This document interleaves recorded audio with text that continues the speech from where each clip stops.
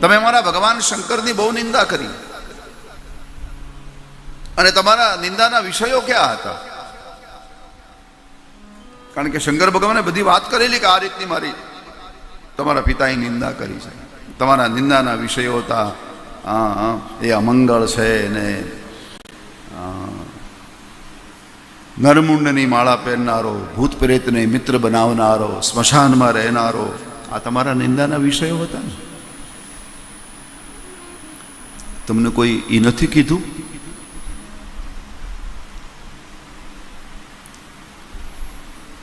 કે એની પૂજામાંથી પડેલું ફૂલ નિર્માલ્ય, જેને નિર્માલ્ય કહેવાય છે, શિવ નિર્માલ્ય, એ શિવ નિર્માલ્ય પૂજામાં વપરાયેલું ફૂલ બ્રહ્મા જેવા મોટા સર્જક માથે લગાવે, એ તમને કોઈ વાત નથી કરી? તમને ખાલી એ જ આવ્યું કે એ સ્મશાનમાં રહે છે? શિવ નિર્માલ્યને બ્રહ્મા માથે ચડાવે છે.